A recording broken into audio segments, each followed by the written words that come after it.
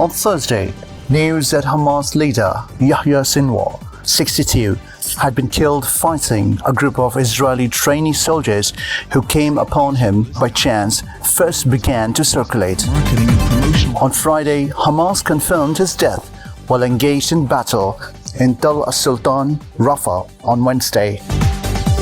The fact that Sinwar died fighting has added a final chapter to his story as a fighter and leader who has been involved with Hamas since its founding.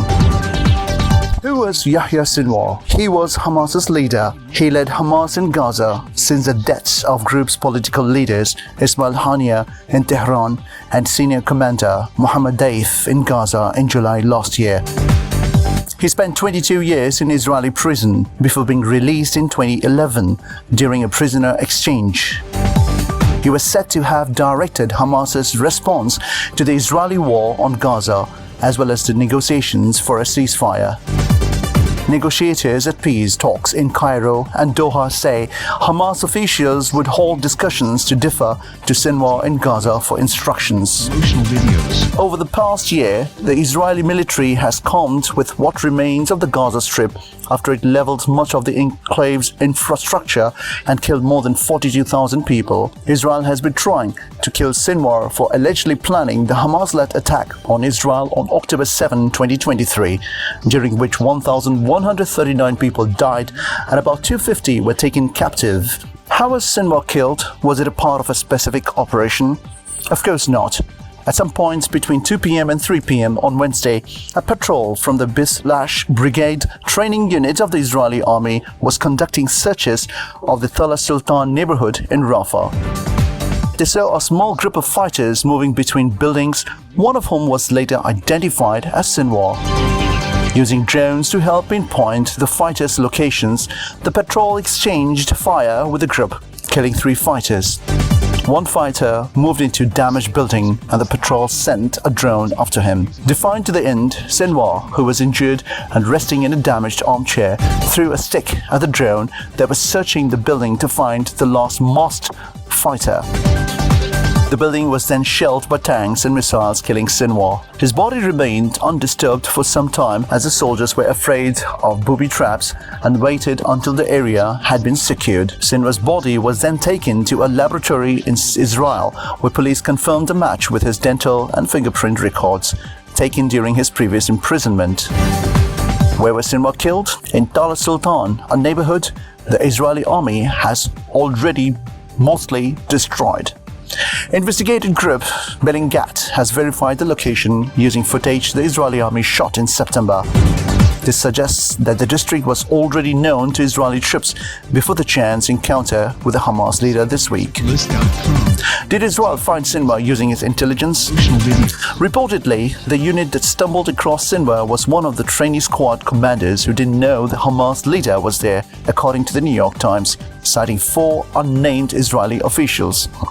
Both the US and Israel claim the intelligence contributed to locating Sinwar or narrowing the area where he could move around, but there isn't much evidence to support that.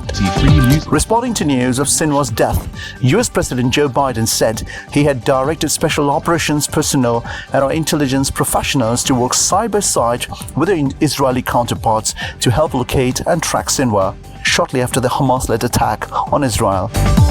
Israel also rushed to credit its intelligence, claiming their efforts had determined the area where Sinwar was and they had been closing in on the Hamas leader. What resources had been deployed to locate Sinwar? Sinwar has been the Israeli government's #1 target in Gaza since October 7, 2023.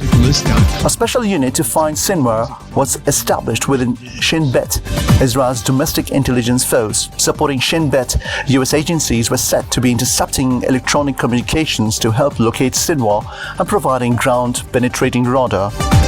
Despite all these, a man described as a dead man walking by the Israeli military evaded detection by one of the world's most sophisticated surveillance networks.